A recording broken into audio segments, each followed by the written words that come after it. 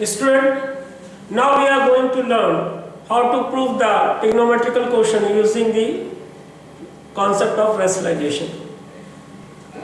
ये particular type के questions में लगता है, स्पेशली वहाँ पे जहाँ पे कोई एक फ्रैक्शन नंबर होगा और न्यूमरेटर डिनोमिनेटर में रेशियो सेम होंगे पर उनके साइन अपोजिट होंगे.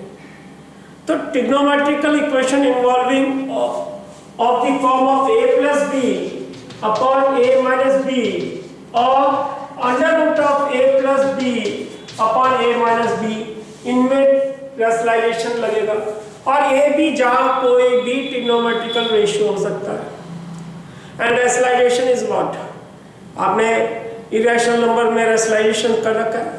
डिनोमिनेटर में इरेशनल नंबर आता था, अपोजिट साइन से ऊपर नीचे मल्टीप्लाई करते थे. ट्रिग्नोमेट्री में थोड़ा सा चेंज हो जाता है. Basically rationalisation is a concept to multiply a fraction by opposite sign, conjugate sign either of numerator और डिनोमिनेटर. इसका क्या मतलब हुआ? अभी हम डिनोमिनेटर के हिसाब से रैशनलाइजेशन समझेंगे, फिर बाद में क्वेश्चन की डिमांड करेंगे तो न्यूमरेटर को भी रैशनलाइज कर लेते हैं ट्रिग्नोमेट्रिकल में. And nothing but rationalisation is nothing but to multiply a fraction number either numerator और डिनोमिनेटर के अपोजिट साइन से. मैंने एक क्वेश्चन ले रखा है, ठीक है. यहाँ पे a plus B a minus B कोई भी रेशियो हो सकते हैं, कुछ भी हो सकता है, पर ऊपर नीचे सेम है, साइन अपोजिट है. तो ऐसे जहां भी क्वेश्चन आपको मिलेंगे वहां पे रैशनलाइजेशन का कॉन्सेप्ट लगेगा. मैंने एक क्वेश्चन ले रखा है, प्रूव करना 1 प्लस sin थीटा और 1 plus sin theta is equal to this. ठीक है, क्वेश्चन लिया हुआ, क्वेश्चन आपने तो आपने देखा ऊपर नीचे सेम, तो मैं डिनोमिनेटर के हिसाब से रैशनलाइज करूं. Rationalisation is nothing but to multiply with opposite sign, conjugate sign plus का होगा माइनस 1 माइनस sin थीटा से ऊपर नीचे मल्टीप्लाई कर दूं. तो जब 1 माइनस sin थीटा से ऊपर नीचे मल्टीप्लाई करेंगे तो ऊपर देखेंगे sin into sin, 1 minus sin bracket into 1 minus sin, same bracket multiply करा तो होल स्क्वायर आ जाएगा. तो बेसिकली ये बनेगा 1 माइनस sin थीटा का whole square upon a plus b a minus b, that is a square minus b square. Okay, और indirectly 1 minus sin theta whole square upon 1 का square 1 हो जाएगा sin theta का whole square, that is sin square theta.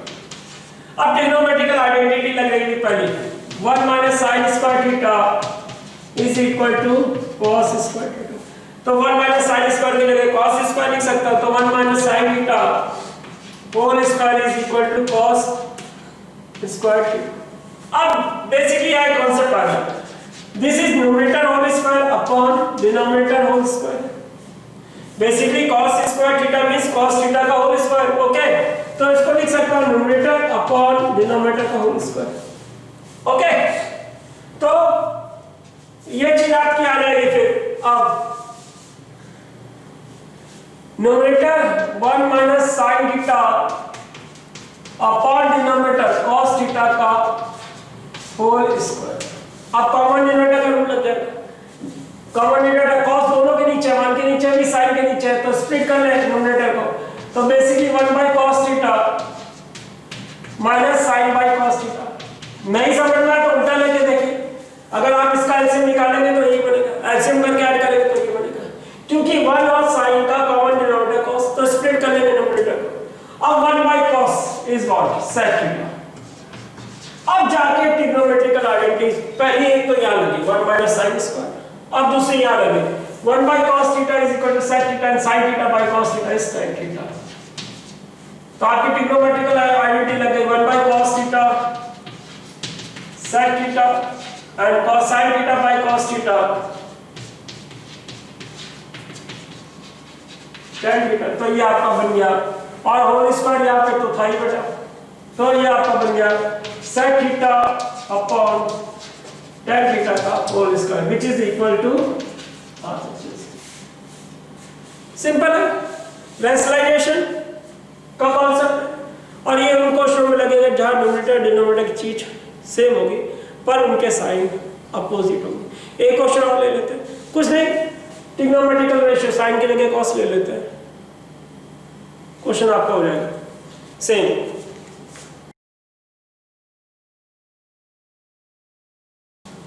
अगर student ने एक question और ले लिया है 2 cot of 1 plus cos theta upon 1 minus cos theta is equal to cosec theta plus cot theta. आगे आपने देखा न्यूमरेटर डिनोमिनेटर में सेम टर्म्स, टर्म सेम और साइन अपोजिट है, तो रेशनलाइजेशन का परफेक्ट क्वेश्चन है, अपोजिट साइन से मल्टीप्लाई कर लेंगे। ओके, अब मेरे ख्याल से आपको पता लगने लग जाएगा रेशनलाइजेशन किस टाइप के क्वेश्चन में लगता है।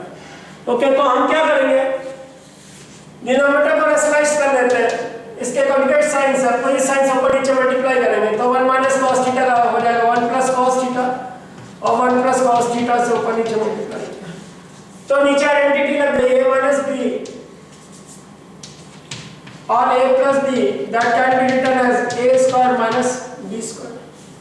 ओके, तो आपका बनेगा पहली चीज न्यूमरेटर में सेम ब्रैकेट मल्टीप्लाई हो 1 plus cos into 1 plus cos same bracket multiply हो तो होल स्क्वायर बन जाएगा 1 प्लस cos थीटा का whole square upon a minus b a plus b that is a square minus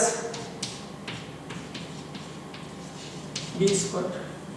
okay, और 1 minus cos square cos theta का whole square, this is nothing but it can be written as 1 plus cos theta whole square upon 1 का square 1 minus cos square theta.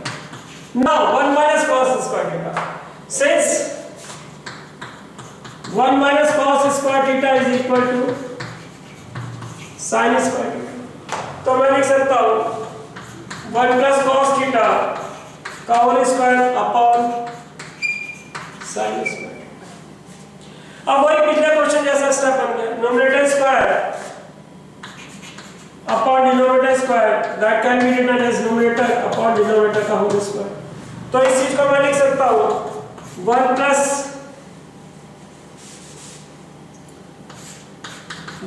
cos theta upon sin theta का whole square. Okay, अब क्या है,